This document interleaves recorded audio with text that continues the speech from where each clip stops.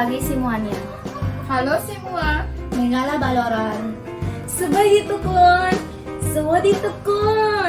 Assalamualaikum. Language policy plays a crucial role in shaping national identity, social inclusion, and educational success.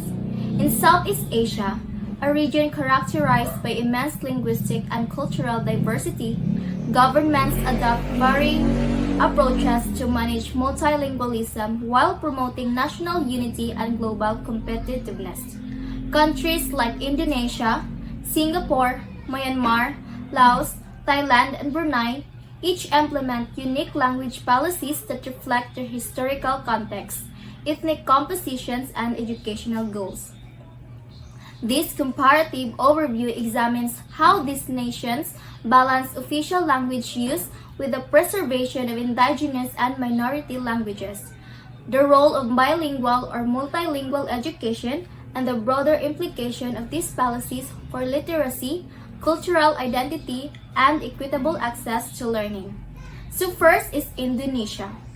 Indonesia's language policy is centered on Bahasa Indonesia, which was officially adopted in 1945 following independence from Dutch colonial rule. The choice of Bahasa Indonesia was strategic. It was based on Malay, a widely understood lingua franca in the region, and not the native language of any dominant ethnic group, making it a neutral and inclusive tool for nation building. With over 700 living languages spoken across the archipelago, Indonesia is one of the most linguistically diverse countries in the world. Despite being a second language for most Indonesians, Bahasa Indonesia has successfully become the primary medium in education, government, media, and inter-ethnic communication. It plays a crucial role in forging a unified national identity among the country's hundreds of ethnic groups. Pros: Bahasa Indonesia is widely and effectively used in formal domains like education, media, administration, and law. The national literacy rate has surpassed 95%, reflecting the success of language standardization in education. The policy has been instrumental in maintaining national unity, especially in a country marked by a vast geographical and cultural diversity. Cons: Many indigenous languages are endangered, with younger generation increasingly shifting to Bahasa Indonesia. The Muatan local curriculum, which supports teaching local languages in schools, suffers from inconsistent implementation and the lack of resources and trained teachers. While English is included in the school curriculum, access and exposure are limited, particularly in rural and remote areas, hindering international competitiveness. Is Singapore. Singapore's language policy is based on a bilingual education model introduced in the 1960s as part of a broader nation-building strategy. English was adopted as the main medium of instruction and official working language, ensuring economic development and global integration. Simultaneously, students are required to study their mother tongue, Mandarin for Chinese, Malay for Malays, and Tamil for Indians, to preserve ethnic heritage. So this approach reflects Singapore's multicultural ethos and pragmatic governance. English serves as a unifying bridge across communities and a tool for global relevance, while the mother tongue languages maintain cultural continuity. So here are the pros. So high English proficiency contributes to Singapore's role as a global financial and educational hub. Next is the policy supports cultural preservation by mandating mother tongue education. And lastly, Singapore maintains a literacy rate of over 97% and regularly ranks among the top in global education benchmarks like PESA. And we have the cons. So many young Singaporeans experience a decline in mother tongue fluency, especially in spoken forms. Next is the dominance of English in homes. Digital media and entertainment weakens cultural connections for some ethnic groups. And last, the pressure of mastering two languages simultaneously can be challenging for students, particularly those with learning difficulties or from less privileged backgrounds. Next, we have Myanmar. Myanmar's language policy emphasizes Burmese or Myanmar language as the sole official language. It is the medium of instruction in schools and the primary language of government and media. However, Myanmar is home to over 135 ethnic groups, many of whom speak with their own languages such as Shan, Karen, Chin, Kachin, Mon, and others. While Burmese promotes national cohesion, it has also been a source of contention, especially in ethnically diverse and politically unstable regions. Some reforms have recently permitted the teaching of ethnic languages in early grades, but progress remains uneven. So here are pros and cons of Myanmar language policy. First, it promotes a common national language for governance, education, and inter-ethnic communication. Introduction of mother tongue education in early childhood in some regions enhances inclusivity and literacy for ethnic minorities. So for the cons, non-Burmese speakers often face barriers in education, affecting their academic success and social mobility. The dominance of Burmese is sometimes perceived as cultural assimilation, especially in areas with ongoing ethnic conflict. Minority languages are taught only as separate subjects, not used as mediums of instruction, limiting their reach and long-term viability. Okay, for Lao, Lao is the official language of Laos.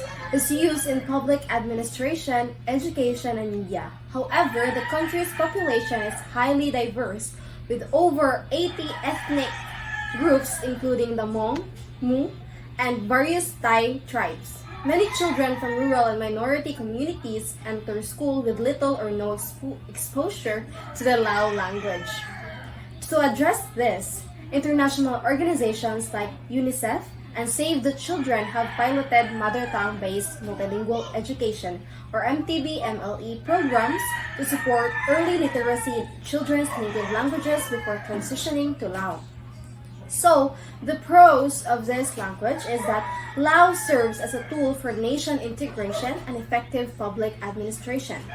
The MTB-MLE initiatives are improving literacy outcomes in rural and marginalized communities. However, for cons, children from non-Lao speaking backgrounds often struggle academically, contributing to higher dropout rates and low educational attainment. Indigenous languages lack institutional support, and most are excluded from formal education. The scarcity of teaching materials and trained teachers for ethnic languages further hampers effective implementation of multilingual education. Then, for Thailand, Thailand promotes Standard Thai or Central Thai as official national language used in all formal domains including education, administration, and media. However, Thailand's population speaks over 70 languages including Isan, a Lao dialect, Northern Thai, and Patani Malay, especially in the southernmost provinces. So while Standard Thai ensures administrative unity and educational consistency, the language gap between home and school presents learning difficulties for many children, particularly in border and rural regions.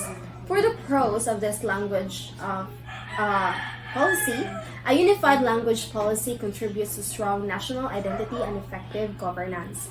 High literacy rate above over 94% and standardized language instruction have strengthened Thailand's education system.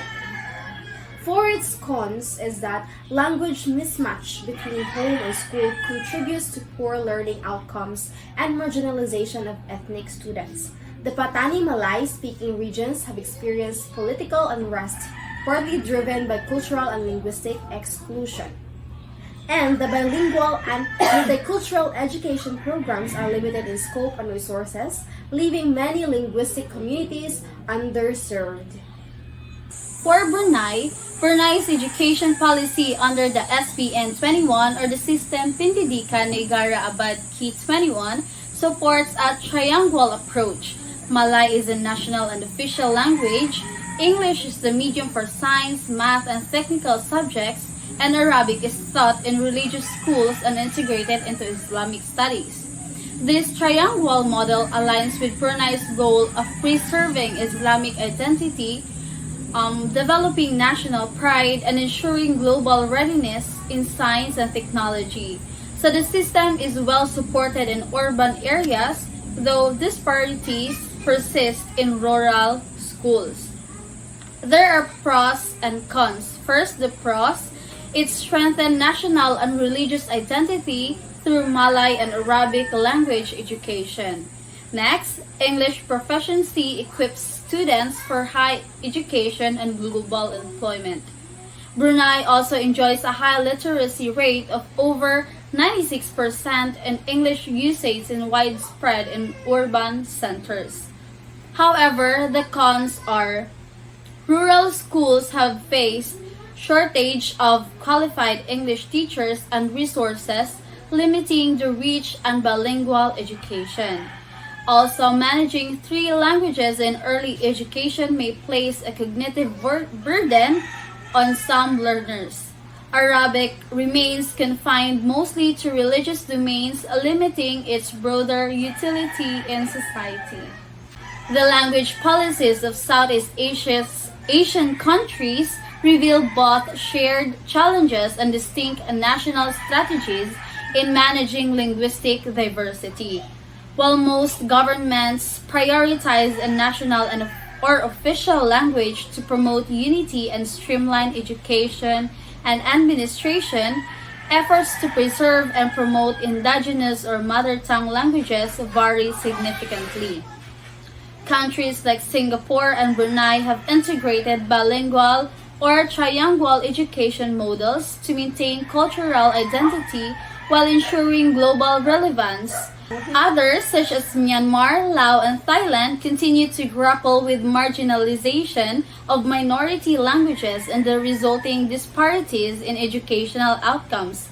Indonesia stands out for successfully institutionalizing a national language that was originally not native to most of its people, demonstrating the unifying power of a well-chosen lingua franca. Effective language policy in the region must balance national integration with respect for linguistic rights, recognizing that inclusive education and cultural sustainability depend on acknowledging and supporting the full spectrum of language spoken by its people.